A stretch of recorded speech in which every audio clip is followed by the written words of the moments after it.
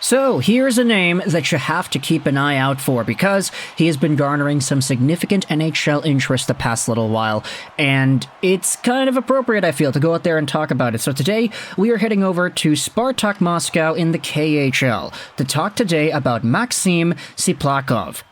Now, this is a name that, as I said, is garnering NHL interest based off of some of the sources we are seeing online.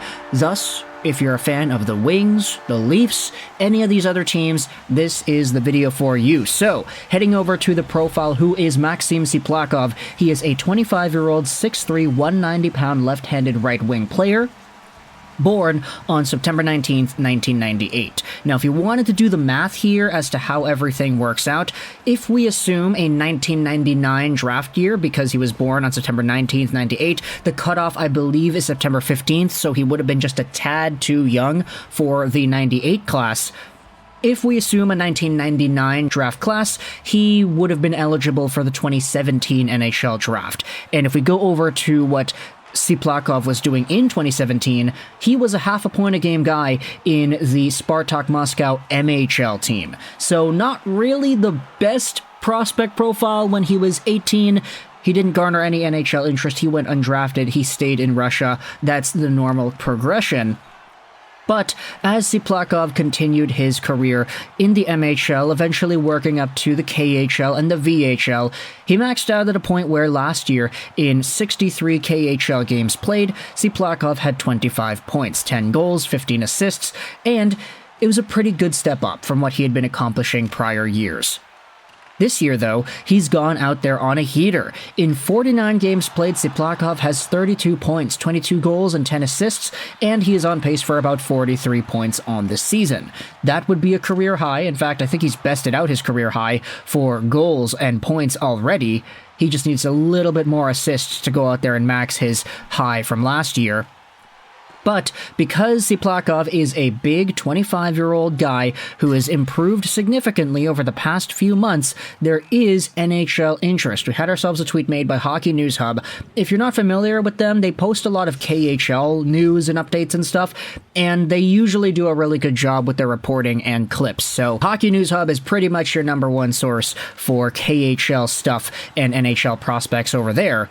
Per Tsyplakov's agent, we have the Arizona Coyotes, Boston Bruins, Toronto Maple Leafs, and Detroit Red Wings showing interest in Tsyplakov and his services. They'll make a decision on where he continues his career at the end of the season. Right now, he's got 22 goals, 10 assists, 32 points in 48 games. And if you scroll down in the tweet, there are some video clips that I'm not going to show because it's KHL copyrighted material. You don't want to be messing with the KHL and their footage. But when it comes to what Tsyplakov could provide to any one of these four teams, we did have a few extra cool comments made by different scouts online that really put things into perspective. This is Sammy Turpak. He does some very good work for the Oh My Hockey website and the Slovak version of Sportsnet. Not Slovak version of Sportsnet, but the Slovak website, Sportnet. That's what it is. Right. He went out there and gave a quick rundown on Tsyplakov. He's 25 years old, and he's a speedy, positionally sound forward who can play all three positions, but who best fits as a left wing or a right wing. He's a big body, 6'3", 200, and he's a frequent shooter. He averages 2.42 shots a game, which is pretty good, pretty high volume, I'd say, and he hits a lot. He's got about 2 hits a game as well. He plays in all situations, 5v5, power play, and penalty kill, and if he were to play in the NHL, he would most probably be in a bottom 6 power forward role. This isn't really the top of the line like Artemi Panarin, Andrei Kuzmenko kind of guy. He definitely doesn't have the production to match those players when they were coming over to the NHL. But who's to say that you can't get some role players in the bottom 6 out of the KHL? Like, you know, talk about some of these other guys that could rotate around, the Ilya Mikheyevs of the world, other players that are speedy and who are physical and who happen to also be pretty big. Maxim Tsyplakov may not come over to the NHL and light things up in the way that he's doing in the KHL, but for the Coyotes, Bruins, Leafs, and Red Wings, there could be a very interesting bottom 6 speedy power forward who does a lot of extra things that you like to see out of this extra cast of guys. Now, there are some other conversations here like, oh, would this be a Nick Robertson replacement? Sam Turpak says this would not surprise me. Probably a competition for McMahon, Gregor, Bellows, and Holmberg in that bottom rotating forward kind of role. Maybe Tsyplakov is a direct McMahon replacement, as he would be 28 and a UFA in the summer. Tsyplakov would be 26 in September. Even though, in my opinion, I think Sheldon wants Holmberg on the third line, which he is showing that he is 100% capable to do. There also is another conversation here about Ilya Mikheyev specifically. Mikheyev was not a heavy hitter like this, but not a bad comparison. I think Tsyplakov is much better with the puck than Mikheyev, while Mikheyev's top speed is nuts. And admittedly, this is like the only scouting report that exists on social media for Maxim Tsyplakov, other than some of the extra stuff that you could see from the KHL and their own Twitter account. They had the top players of the week from earlier in November, and Tsyplakov was one of the top guys there.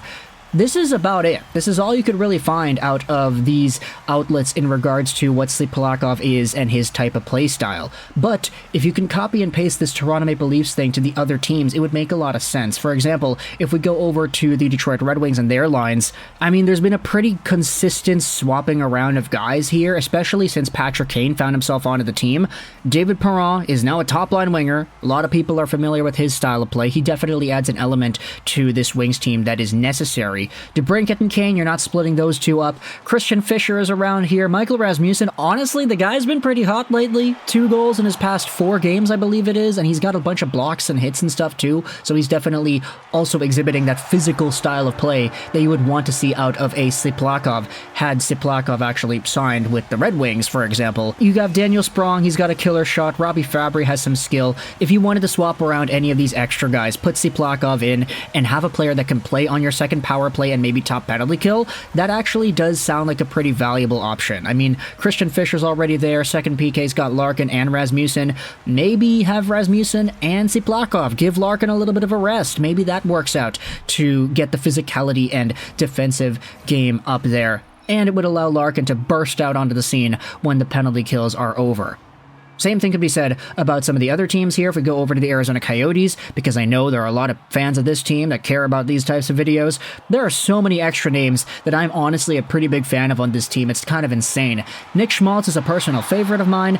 Dylan Gensler up here with Logan Cooley. It's a nice young duo centered by veteran Nick Bjugstad. If you wanted to swap out one of our Carconi or, dare I say, Jason Zucker? I mean, Zucker is kind of in an untouchable spot because of his contract and status, but who really knows there? There could be a pretty good addition here. Honestly, like, if you talk about Jack McBain and the physicality that he plays, because he's a very physical specimen, he hits everything that moves pretty much, having Maxim Tsyplakov and McBain on the same line actually sounds like a pretty good idea to me.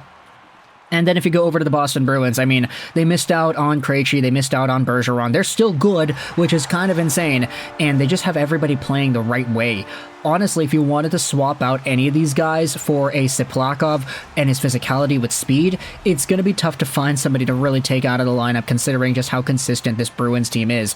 Maybe Locko if you wanted to really push it, but then give Tsyplakov some extra time on the PK and maybe second power play. I don't really know. There's a lot of options here with this guy, and especially considering his agent is saying all these teams are involved in the conversation, it definitely makes things interesting for these teams and their fan bases. So if you're a fan of the Yotes, the Bruins, the Leafs, or the Red Wings, what are your thoughts on Maxim Tsyplakov, a big power forward, brute, bottom 6 guy who can speed his way to the front of the net and score some pretty good goals, who has been lighting it up in the KHL, but maybe not to the same extent that, let's say, Artemi Panarin or Andrei Kuzmenko or even Nikita Gusev were in prior years? If this guy translates to the NHL, honestly, we could probably see maybe like a 10-12 goal season out of this guy, maybe with 15 assists on top of that. Maybe that's a prime for Tsyplakov. Maybe that's what he's able to accomplish in the bottom 6 of any of these teams. But if you think that's a good, appropriate ad, let me know your thoughts in the comment section below. How do you feel about Maxim Tsyplakov and his overall profile? If you're a fan of the Yotes, the Bruins, the Leafs, or the Red Wings, do you want to sign him? Let me know your thoughts in the comment section below. I hope you enjoyed this video. And bye.